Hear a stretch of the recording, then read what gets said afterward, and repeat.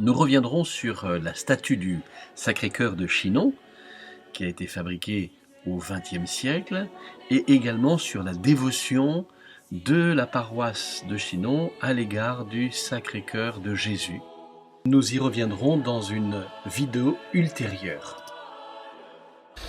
Nous voilà désormais à la chapelle de la Sainte Vierge.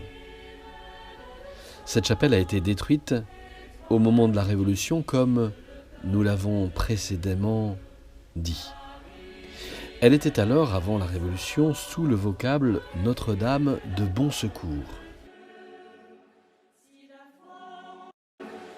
D'où vient ce vocable ? Probablement de son origine, à savoir Notre-Dame à Bon Secours, en Normandie, près de Rouen. Il existe dans ce village une basilique dont l'origine remonte à la période médiévale. Dès le XIe siècle, une chapelle est dédiée à la Vierge que l'on vient honorer sous le nom de Notre-Dame du Bon Secours. Cette chapelle deviendra église et paroisse au XIIIe siècle.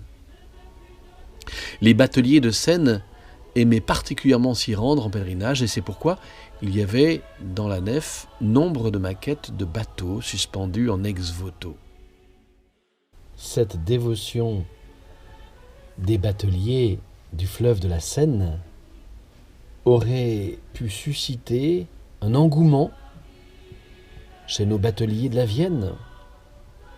Ils auraient pu suggérer aux autorités de l'époque d'avoir eux-mêmes une protection de Notre-Dame de Bon Secours.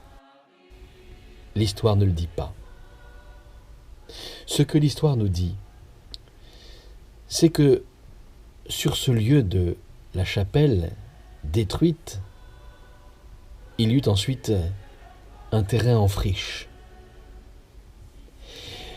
Et M. Fortuné Bouin de Noiret, qui venait de mourir, avait laissé à la fabrique, c'est-à-dire au conseil économique de la paroisse de l'époque, une somme colossale de 1200 francs, avec le désir de reconstruire la dite chapelle à l'endroit même où elle était précédemment construite. On racheta donc l'ancien terrain et la chapelle actuelle fut construite le 15 novembre 1809. En faisant le tour de cette chapelle, on y découvre plusieurs statues: Sainte Radegonde, Saint Antoine, Saint Dominique, Sainte Thérèse de l'Enfant Jésus. Également un tableau dédié à Notre-Dame. Et vous avez reconnu le tableau qui est au centre de la basilique de Notre-Dame de Bon Secours, près de Rouen. Étonnant.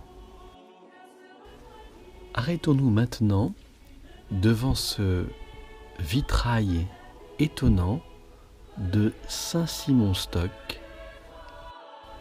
Saint-Simon-Stock est un carme anglais, né en Angleterre au XIIe siècle.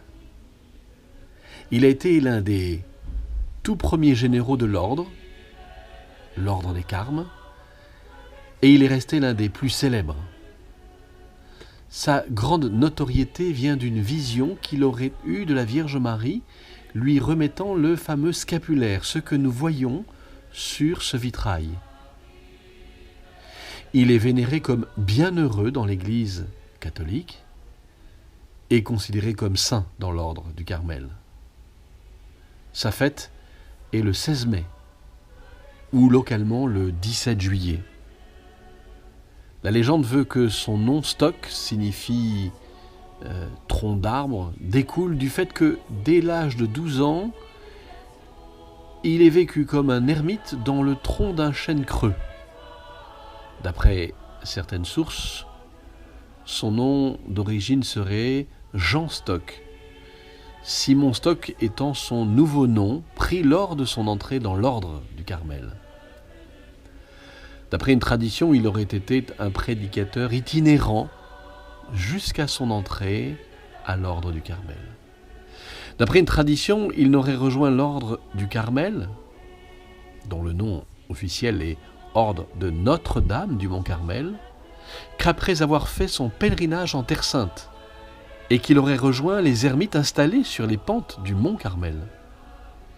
Après son entrée dans l'ordre du Carmel, une tradition indique qu'il serait ensuite allé à Rome, et de là, il serait parti au Mont Carmel où il aurait passé plusieurs années. Mais quelques années après son arrivée sur les pentes du Mont Carmel, et à la suite de la conquête de la Palestine par Saladin, la chute de Jérusalem en 1187, donc nous nous trouvons dans ces mêmes années, les ermites auraient dû donc partir se réfugier en Europe, car leur sécurité ne pouvait plus être assurée dans leur ermitage.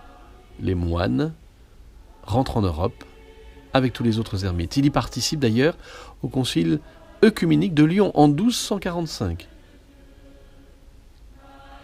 La grande renommée de saint Simon Stock est liée à l'apparition qu'il a eue à Cambridge en Angleterre, en 1251, à une époque où l'ordre du Carmel traverse une période difficile, perte de membres, questions sur la nouvelle forme, mission à donner à l'ordre, qui ne peut plus être un ordre érémitique, bref, bouleversement.